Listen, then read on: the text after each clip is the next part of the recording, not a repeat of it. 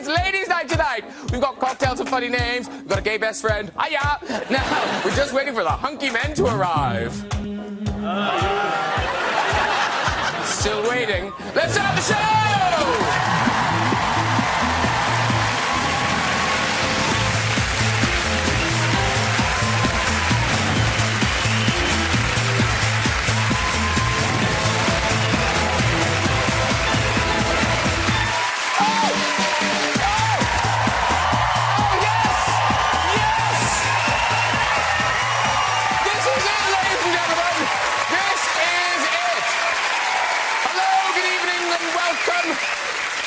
It's an all-lady lineup tonight. Oscar-nominated star of An Education and The Great Gatsby, Carey Mulligan is on our show. Yes. From The Girl with the Dragon Tattoo, Noomi Rapace is here. Yes. Britain's favourite presenter, Amanda Holden, is on the show. Plus, we've got music from the brilliant new singer, Jessie Ware. Lovely song. Oh, it's a lovely song. Break your heart. It's lovely. It's a lovely song. Hey, another exciting week, I'm told, in the run-up to the election. Graham woke the audience. Now, the manifestos were out, yeah? Journalists unanimously declared the Tory one was the best. It was much more absorbent. Nice and soft. UKIP leader Nigel Farage was spotted campaigning in a pair of Union Jack socks. Oh, apparently they're part of a matching set. Hope there isn't a big swing to the right. The election news is so lame. Nick Clegg went 10-pin bowling. At long last, Nick's found something he's good at. It's amazing. I mean, even the ball's surprised.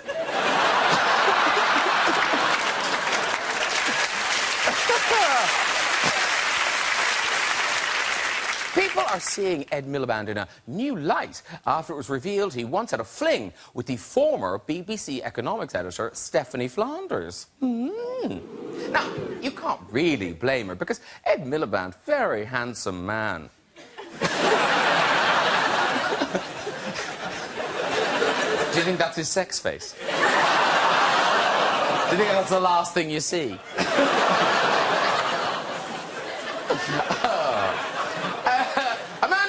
She was in the news with that talking dog on Britain's Got Talent. Did you see it? Did you? No, you didn't. Well, we'll talk about it later, but it turned out it was a sort of a trick, fakey thing. But it would be great if dogs could talk, wouldn't it? I wonder what sort of things dogs say. Come on, you know you want to. Oh, you're home early. Oh. I love watching Crufts. Let's get some guests on! Today we'll be having music from Jessie Ware! But first, my Someone's Got Talent, it's Amanda Holden! Kind of matchy. It's good. And not take yourself down, Amanda Holden. She's too good for words. It's Noomi Rapace! Hello, lovely lady. Happy to see you. Sit down and move on. There you go. And from The Great Gatsby, it's the great Carey Mulligan! Hello, lovely lady. How are you? I'm very well.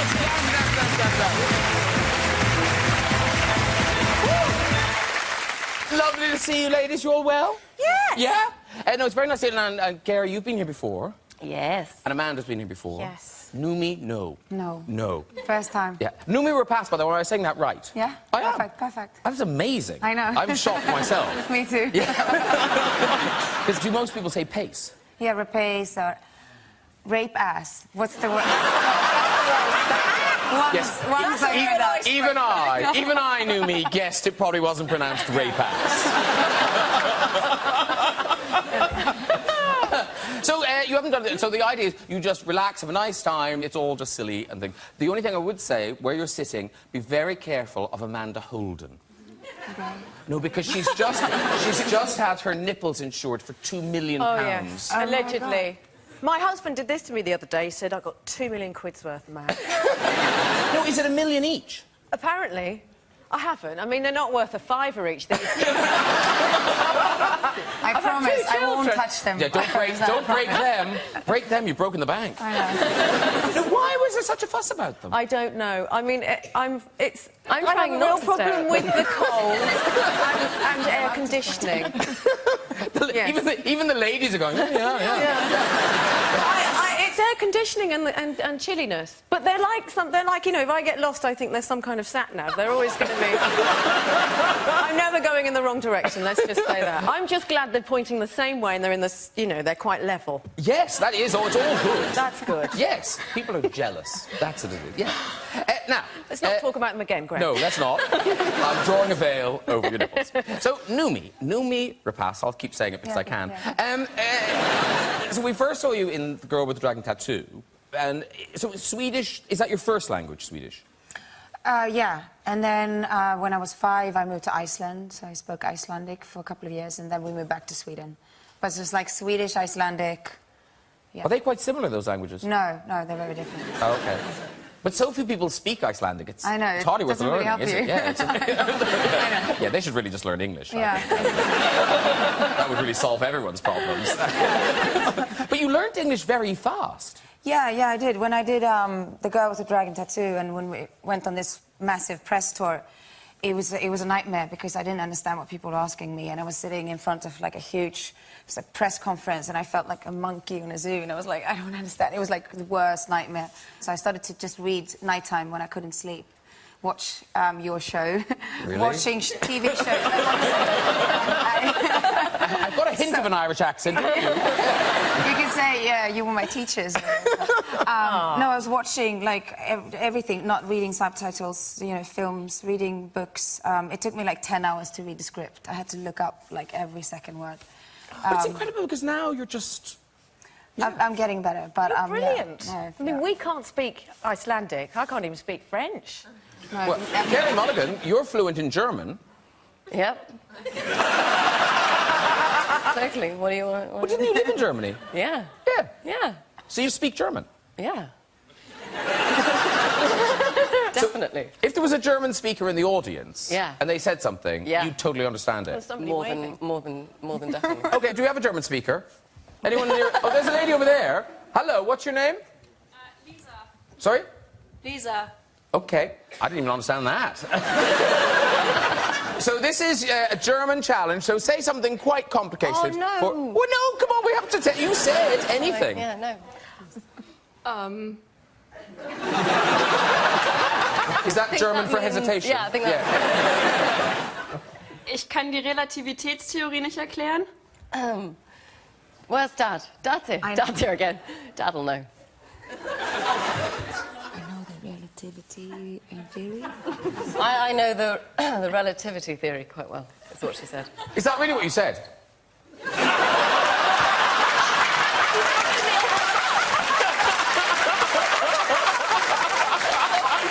I love the way we all just believe Noomi. We were all like, of course Noomi knows.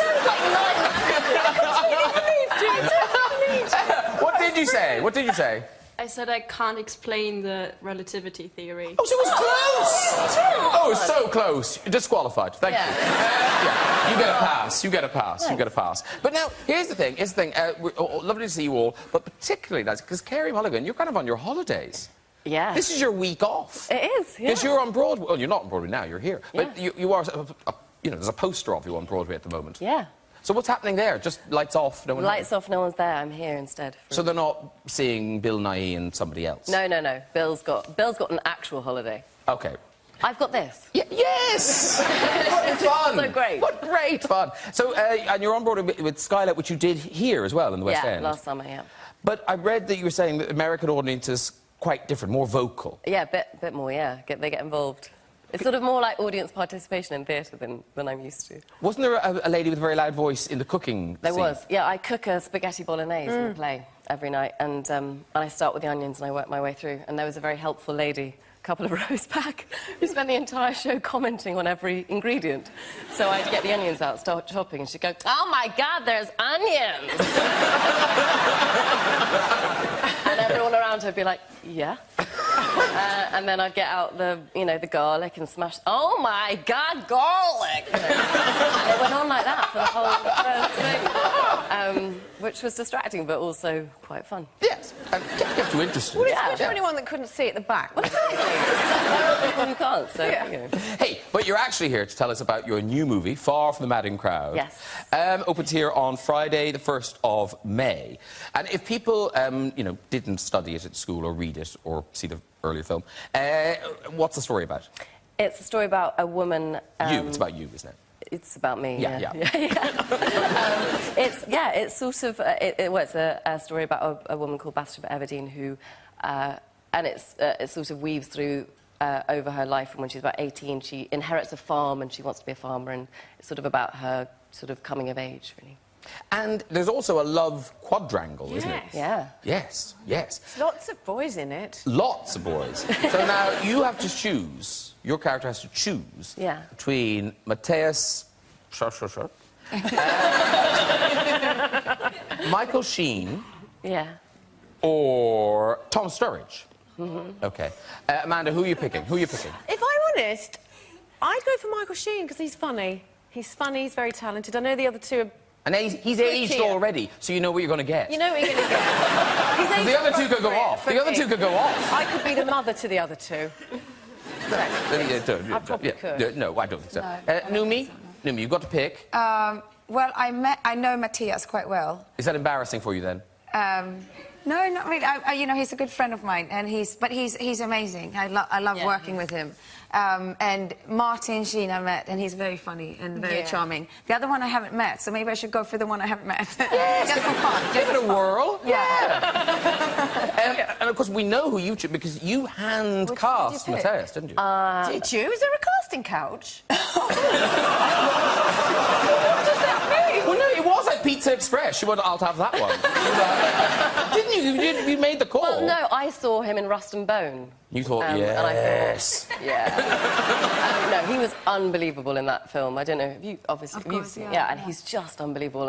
And, you know, we needed this sort of big, hulking man and a brilliant actor to play Oak, and he was just sort of the perfect... So I said in a meeting one day, him, and everyone went, oh, my goodness, yeah. Well, listen, we've got a clip. This is you, Carey, as Bathsheba.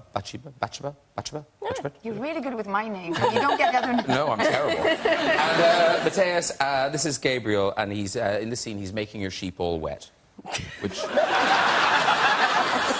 That's no euphemism. there is no euphemism. No, you're making your own jokes up. Yes, that is what's going on in this scene. Here we go. Miss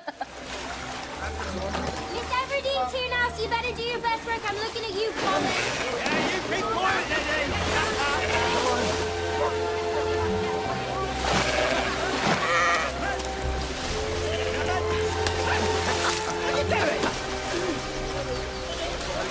Perhaps you'd care to lend a hand. You don't think I would? No, you wouldn't. Come here.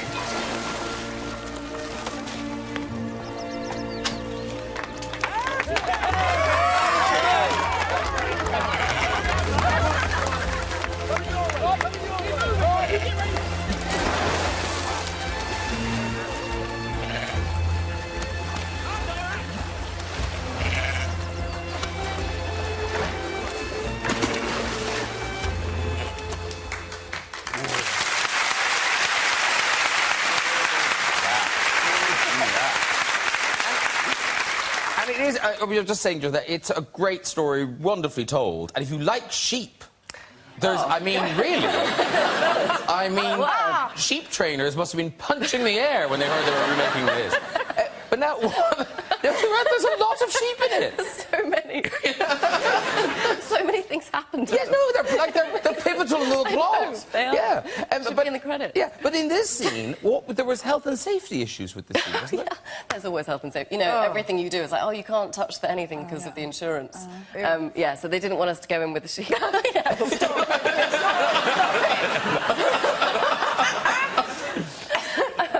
Yeah, they were very adamant that we wouldn't be near the sheep, so they wanted us to do it with a sheep double, which... What was that? It was a sheepskin rug taped to a big water bottle that they just sort of bounced around. it? We gave it a go for a minute, but it was just... We couldn't, so we were like, no, give us the sheep. But what? Were they scared for you or the sheep? They were scared for us. Yeah. Does she bite or anything? No, but, you know, when they're thrashing around in the water and they're quite strong and they sort of kick around a bit. Very, very dangerous. But, yeah. Okay.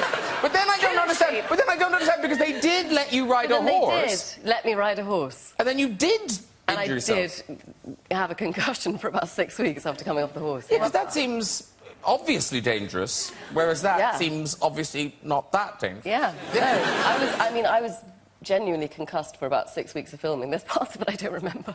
But, I mean... Anyway, that was me done. And talking of injuries, Noomi there, you're still not right, are you? No, I'm not. No. No, she's broken. Are you? But is it? It doesn't look broken. Oh, yeah, it does. I have like a big bump on one side now. It was straight before. From what?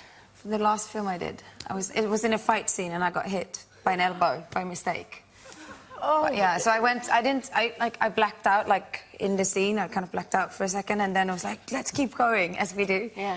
And, but then, you know, I swelled up, and I was, like, with ice packs and blah, blah, blah. And then I checked it, like, a month ago, now in London, and it was, like, definitely broken. Fracture here. But is there anything you can do now? Because presumably it's healed broken. Yeah, so I have to re-break it. And I have to kind of, you know, to fix it, they have to re-break it and go I in. want to have the doctor here. Let's find a doctor and do this. It looks lovely, though. It doesn't No, it's like one profile is quite straight, and then you... Oh, that's really awful. You look lovely. You look lovely. You look lovely. Now, here's the thing. In the film, Madden Crowd, Fartham Madden Crowd, because all the men are approaching you and wooing you, but they're doing it in very different ways. And I think this is the thing for men. They find it difficult to know how to approach women. So, 3 beautiful ladies on the couch, some men in the audience, some of them are actually straight.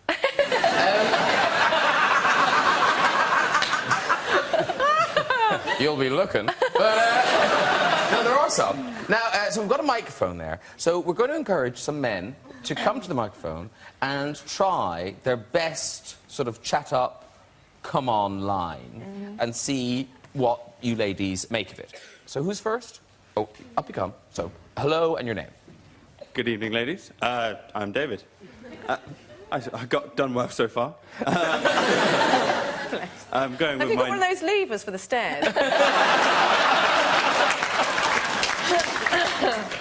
Keep going, David, keep going. Thank you. I'm going slightly nerdy with mine. I'm not sure what position you play for Quidditch, but I bet you're a keeper. And he does look No, I can't believe that women actually gave that a positive... oh, that's adorable! No, it's creepy! OK, sit down, sit down, sit down. OK. Who's up next? Who's up next? OK, so come to the microphone, name and... Hi, I'm Jamie. Do you know what the difference between a sausage roll and my penis is?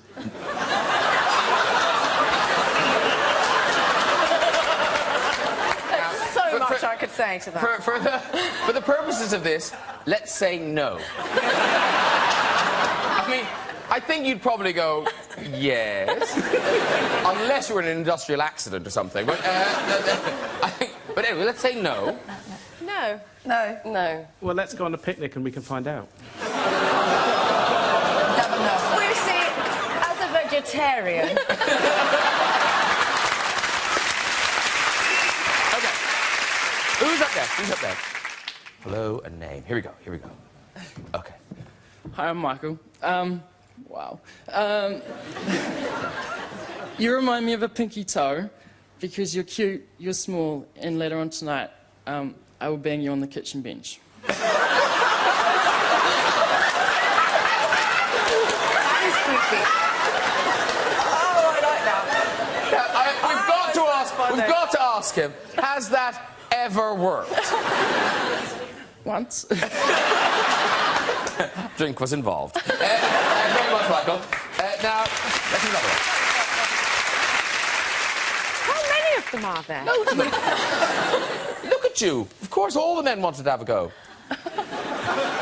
Well, how you doing there, ladies?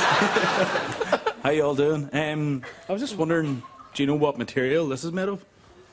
No. Boyfriend material? That's good. That's the winner. Does that work? Does that work, Finbar?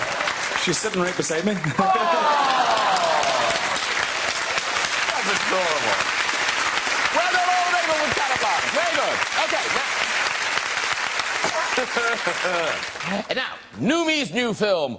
Ooh, it's dark. It's a dark, exciting thriller. Child 44. It opens tonight. And I read the book before, and it's a great story. Yeah. So talk us through it. Well, Tom Hardy plays Leo, who's an MGB agent, who's married to Raisa. You. Me. They've been married for 8 years, but they don't really know each other. She kind of married him out of fear of saying no. And it takes place in Russia in 1953-54.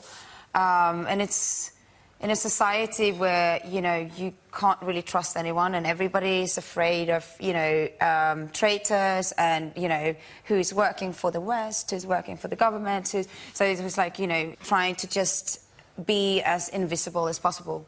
And then there's a murder. A child is found, and it happens to be Leo's colleague. And he had to go to his friend and colleague and say, your son was died in an accident, but he was obviously murdered. But because I didn't understand that. I didn't know this. That at that time, murder was a capitalist thing. No one could be murdered. Yeah, exactly. They didn't admit that kind of crime. So it was like, you know, they always found an explanation of that there was an accident. But it's sort of like that's kind of the body, like that's the landscape of where the movie takes off. But for me, the most important thing is kind of the love story. Like it's a reverse love story between Leo and Raisa and how they kind of get to know each other through on this journey, trying to find the killer. And it's almost like they fall in love, they discover each other. And I read something, it's so weird that all these years later, but still Russia, they're not going to show it now. They've decided... No, I just heard today. Yeah. Yeah. Which is crazy. Which really surprised me, yeah. Because it's, you know, it's a film. It's art. We're doing, you know, we're kind of bringing life to a book and to characters. And for me, I was quite surprised and sad because, you know, all angles, you know, of history is interesting. You know, it doesn't matter if it's true or not, and we're not saying that it's a true, you know. But it is based on true events, though, isn't it? Yeah. The killer bit. Yeah, exactly. Yeah. Well, listen, we've got a clip. This is you and Tom Hardy's character Leo, and this is you attempting to go back to Moscow. Where are you going? Where are you going? Away. Away? Yes. Wait, listen to me. Listen to me. Whatever you feel about me, whatever is going on, whatever you are thinking, we are here now. That is it. This is where we find ourselves. There is nothing that we can do about it. I would rather spend a lifetime in a shithole like this with you than spend 1 minute in Moscow without you. Save that to someone who doesn't know you. What are you going to do without papers? Did you forget something? Huh? Yes, you forget this? Give me my papers. You know what happens to a woman like you without papers? Huh? She gets stopped, she gets arrested, she gets questioned, then guess what happens? Give me my papers.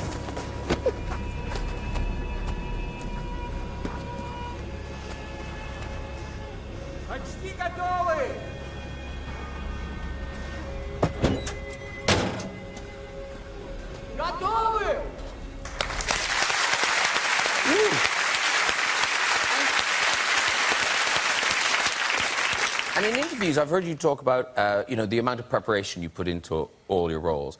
And the girl with dragon tattoo, which we saw you in, you went to real extremes for that, didn't you? I've done worse in preparation. But yeah, like I bleached my eyebrows and my hair in Child 44, and actually, like I think it was like the very last day or the day before we had to do it. We've done it for 4 months, and then, you know, we did it again, same products, everything, and my eyebrows fell off. It was like the same, we did it exactly the same way, but they were just, you know, they couldn't take it anymore. And then I was sitting in the makeup chair, and my makeup girl, who I love and adore, she was like, she started to shake, and then she was like, and I was like, what's going on? And she was like, you don't have any eyebrows. And I looked like an alien. And I was like, oh my God. And I started to laugh. And I was like, let's not tell anyone, just paint them on. And I did the whole day and nobody noticed. And in the end of the day, I asked the director, I was like, did you notice anything weird in my face? And he was like, no. I was like, I don't have any eyebrows. So I think I'm not so... I made a decision, you know, when I was like 20 to never let my vanity be in charge of my decisions when it comes to acting. So it doesn't matter if I need to gain weight or lose weight or do piercings or shave my hair or bleach it or whatever, I just do it. But even you drew the line at getting an actual tattoo. Because you did think about it, didn't you? Yeah. No, I didn't think about the big one. I did try to tattoo myself when I was younger. So I kind of... Haven't we all? Yeah. Did you do the thing with the cork and the needle and all that? Yeah. Oh, it didn't stay, though. There's nothing left in you from it? A scar, but no ink. Because you have a tattoo, haven't you? Yeah. But no, it's not about... Yes, we can see it. Yeah. It's on my own. Let's see. Yeah. What is it? Well, it's a little bird, and then there's a new thing that went over the top of it, but... A little seagull. It's a little seagull, yeah. Which is very lovely. Thanks. No, it's very nice. And you got that... Who's it, Steve McQueen got? Well, yeah, I got into... Well, I was going to have... I did the seagull, the play, on stage when I was 21, and for a long time after that wanted to get a seagull tattoo, because I loved that job so much. And then, yeah, met Steve McQueen, the director of Hunger and Shame, and was trying to get the job in Shame, and was campaigning quite hard, and got myself in a real tears and started talking about, you know, being an artist and all sorts of really kind of pretentious things. And yeah, and at one point, you know, I told him about this idea to get a tattoo, and he said, well, get the tattoo and you'll get the job, or something like that. And I took it really seriously, and the next morning I went out and I got it, and I don't regret it at all. I did kind of the same thing when I was, like, auditioning for... I've done, like, 5 auditions in my life. And one of them was for the girl with the dragon tattoo. And I was sitting there with the director, and I was like, I'm going to do this and this and that. I'm going to take the license for motorcycle. I'm going to do piercings. I'm going to do the... And then when I got the job, I was like, I got to do the piercings. Yeah, you make any insane promise in the room just to get the job. What I like is... So the next day, did you go to sort of Camden or something to do a tattoo parlour? I was really... You know, I'd never been into tattoo parlours before, and I found them a bit intimidating, so I went to Selfridges. Rock and roll! I didn't know they did it. Amazing. Where is it? It is in the... Where... It's like... in the basement. Yeah. Very dark. It's like the Top Shop section. It might not be there still, but it was then. Just beyond the cookbooks or something. That's weird. Oh, lovely. Well, listen, I hear a rumour that Amanda Holden, you have a new tattoo. Is this true? Well, I do. I mean, you girls, you were talking about, you know, how important it was for roles. I'm a judge on a show here called Britain's Got Talent.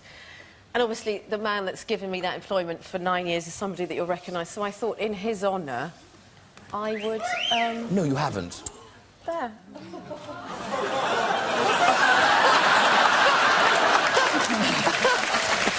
And it's nice and brown, so I've got a brown leg. And, of course, now you can sit... On? His... Yes, you can... There we are. Well, he's paid my mortgage for 9 years, so I thought it's the least I could do. Well, listen, Simon Cowell, you will be seeing a lot of Simon Cowell because you are on Britain's Got Talent. It's on ITV Saturday nights, and of course, well, you're going to miss it because you love it, don't you? I love Do it. you love it? Yeah, I love it. You're a proper actress and everything. I'm a big fan. Yeah, I'm going to miss it then amazing. because I'm not here. You can watch it on catch-up. Yeah. Yes, yes. But here's the thing. So these are the early episodes when there's quite a lot of dross, should we say? Eccentric acts, really. Let's go with eccentric acts. Yeah. Well, no, you hear Britain's Got Talent. You don't expect to see a man playing a comb. He's a genius. I mean, it takes a lot. That's a lot of practice to do that. That really is rubbish. And then there's animal acts. There's animal acts, and then there's just a woman with a chicken. Yeah, no, she was... that chicken is probably on her table with some roast potato. It couldn't do anything. It did nothing, but it was probably enjoyed by her family. So, I'm a vegetarian, you lot eat it. And now, Wendy the dog. Yes. So this, again, it's a dog... This is a talking dog. She has made television history because she is a dog that can talk. And not only that, she is bilingual. like yourself. What do you mean, can't talk? She speaks French and English. And she can meow. Look, it's a dog... No, don't... Because Noomi will go home thinking... It's true. If you go on YouTube, it went viral. No, but... You'll find but it. there's something strapped to that dog. Graham, it's a talking dog. Yes. It's got something, you know, it's Listen, in your world there might be things strapped to things, but in this world, this is a family show.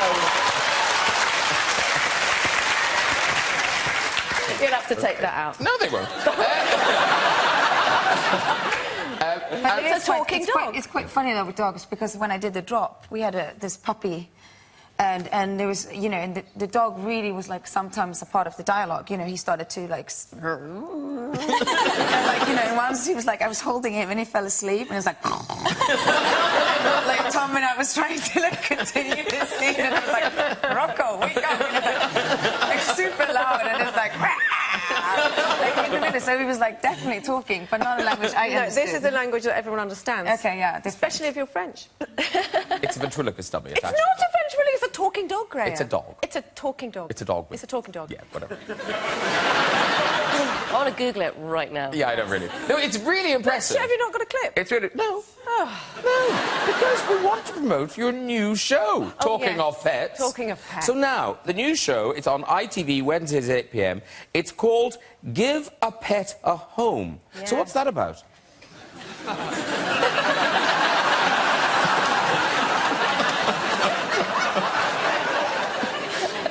No, seriously, man, what's it about? It is about giving abandoned and neglected animals homes. Oh, OK. Yeah. So, OK, yeah. It's at the biggest RSPCA centre, which is in Birmingham, and they have horses and sheep and everything you could think of, everything you've worked with, probably. and obviously they've been abused and neglected, and they come, we rehabilitate them, train them, and every week we're going to make an appeal so that people can see the ones on the telly and hopefully adopt them. So it's the first ever sort of call to action. We were completely inundated when the first show went out. It sort of everything crashed, so it's going to work. Have you done that Paul O'Grady thing of just adopting them all yourself? Well, Colleen Nolan took home a three-legged dog within 2 hours of being there. My husband's threatened divorce if I go home with a pet, but I'm a bit like that. Husband, new dog. Well, you can't beat a puppy. Oh, No, you puppy. can't. Oh, that's got to be better than a husband. You've seen him. Yeah. Listen, we've got a clip. This is you with Peter Andre introducing a dog to a new owner. We have got here the first ever Give a Pet a Home dog collar. It's beautiful, isn't it, Peter? We do things in style. Yeah. It's quilted, it's purple. What more could you want? I'm going to attempt to put it on. Look at that.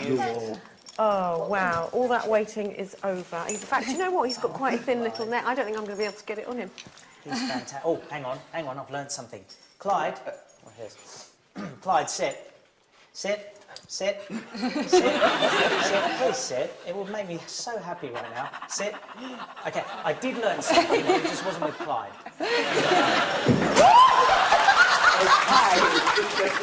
Clyde agrees with me right now. No, you should keep that in. It's brilliant. So sweet. So sweet. So funny. It's such a lovely show, and these two have been, it's been so, you know, you're doing proper films and I'm there with a dog that knocks over lampshades. It's still good in its own right. Yeah.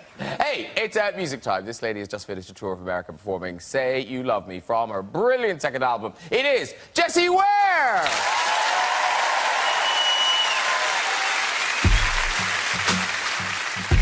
Say you love me to my face. I'm needing more than your embrace. Just say you want me.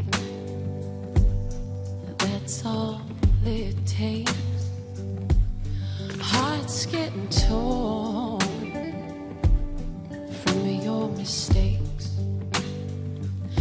'Cause I don't wanna fall in love if you don't wanna try. But all that I've been thinking of is maybe that you might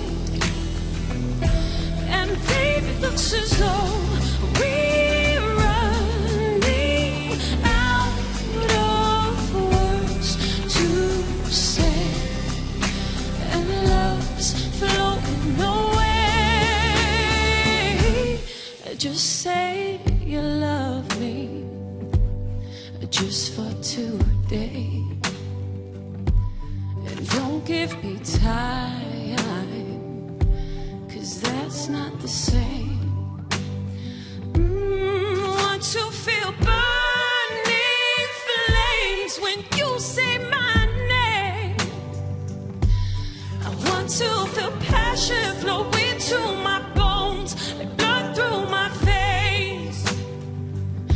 'Cause I don't wanna fall in love if you don't wanna try. But all that I've been thinking of is maybe that you might. And baby, it looks as though we're running out of words to say, and love's floating away. Slowly, slowly, you wanna fold me, but do you know me at all?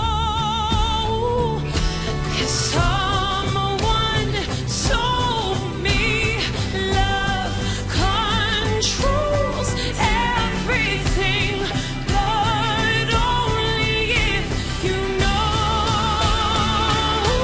'Cause I don't wanna fall in love if you don't wanna try. But all that I've been thinking of is maybe that you might. And baby, it looks as though we're running out of words to say, and love's floating away. Won't you stay? Yeah, yeah.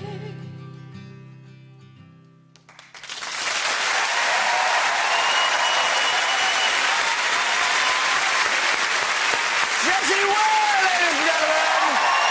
Beautiful, beautiful. Come and join me, do. Mind yourself there with healing. Beautiful. Jessie Ware, everyone. Come on over here. That's Amanda Holden, Noomi Rapace, Carey Mulligan. There you go. Oh. Now, because you're joining our fans. I mean, because Noomi, you're a big fan. Like, honestly, I've been sitting in my trailer with a big ice pack on my broken nose, an ice pack on my stomach because I torn a muscle, and on my leg. Like, my body was a mess, and I was listening to you, like, with all my eyes, and my team was like, can you stop listening to this? It's like on repeat. Like, on repeat. No, you're amazing. Didn't fix the nose, but... No. Now, that beautiful song, that is off the album Tough Love, Yes. which is out now. And many congratulations, not just for the music career, because fairly recently, a bride. Oh, yeah, yeah. Yeah, remember that? Yes. Yeah. Remember that. Yes. Still married. Yes. That's all good. Just about, yeah. Yeah, lovely. Now, how many months ago? I think it was, well, it was in August, so it must have been like 7, 8, is it? That's going well, isn't it? 8. I don't know, anyway, months. And already, ladies and gentlemen, in their house, the patter of tiny feet. Yes? Yeah. Because you've got a lovely puppy. Yes. It was a deal with the record company, do the third album quickly, you can't have a baby, so I was like, OK, cool, I'll have a puppy. The way you see a picture of this puppy, honestly, it makes you want to kill your dog just so you can get a puppy. That was a good... I'm glad you chose that one. And here's the thing, he has a celebrity connection. Yeah. Royal. Royal connection? Really? Yes. So, wait for this, wait for this. So I did a show in... I was doing this thing in Shanghai, and Prince William was there, and... Do you call him Prince William or the Duke of... I call him Bill, but we're terribly close. So I got to be in the lineup to meet William. Him. And I heard that you're not supposed to ask royals questions. I know, So- I never abide with that. I just never listen to that. Because they are like us. Everyone makes them Must be be all so this boring posh if thing, everybody- and actually... Yeah. But Prince Charles is didn't the so Queen funny. just walk off when you talked to her? Oh, my God, the Queen. She came... I'm an ambassador for Battersea Dogs Home. Oh. And she came up the red carpet to open some new kennels, and there was an abandoned corgi sort of there with a flag on, and I didn't know that everybody had done the gag, so by the time it got to me, I went, "Are you in the market for another corgi, Your Majesty?" And she went, "No." I was like, "Oh, shit, OK, I'm sorry." So maybe you're not supposed to ask them questions. Yeah, well, But anyway, so- I didn't, so I asked him his opinion, because I didn't know what to say to him, because what do you say to Prince William? So I said, "Can I get your opinion on which puppy name to choose?" And I gave him 3 names, and he chose Stanley. So, Stanley he was, yeah. I wonder if the new baby's going to be called Stanley. Would that be great? I love that. It's unlikely. And very quickly, this summer, people could see you at Glastonbury and all the Yeah, festivals. doing lots of festivals and Glastonbury, which I'm really, really excited about. Oh, God. Well, thank you so much for going. That was a gorgeous, gorgeous vocal. And, yes, yeah. Right, before we go, let's make this week's visit to the big red chair. Hello, who's there? Hi. Hi, how are things? Oh, very good, thanks. So now, are you from the Sweden? No, I'm not. I'm from Northern Ireland. Oh, really? I have a great ear. I have a very good ear. I used to live in Sweden. What? I used to live in Sweden for 6 months. See, I got it. Okay, That's right, yeah. Are you going to speak Swedish? I don't know. Can you speak Swedish? I can say one sentence. Is it disgusting? No. Okay, go. Okay, go for it. Ingen reklamtack. Oh, what's that? Huh? Say again. Ingen reklamtack.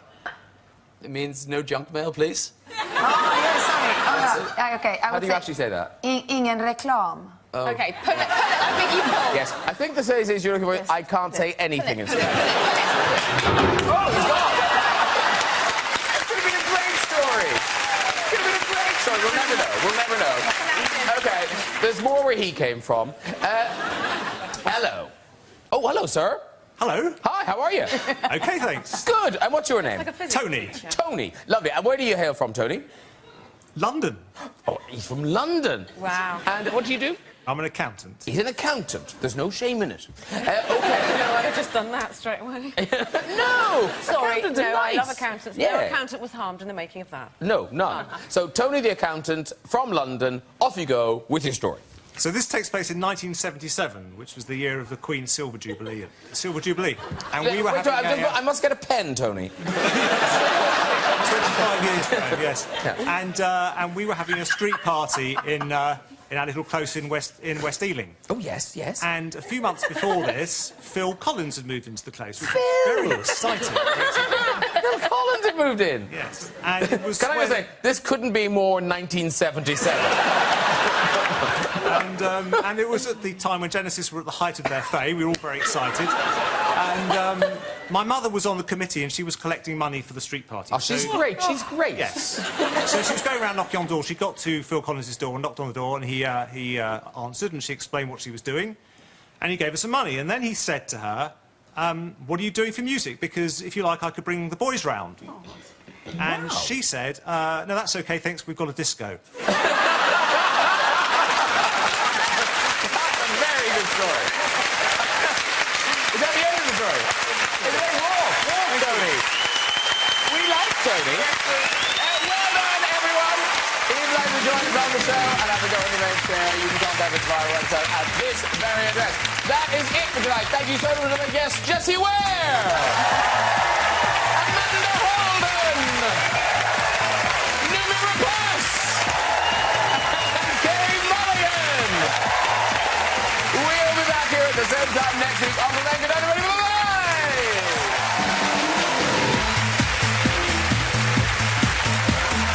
Choirmaster Gareth Malone reveals the novel way he assesses singing talent. Would I Lie to You? Next tonight on BBC One, or over on BBC Three now. It's Family Guy.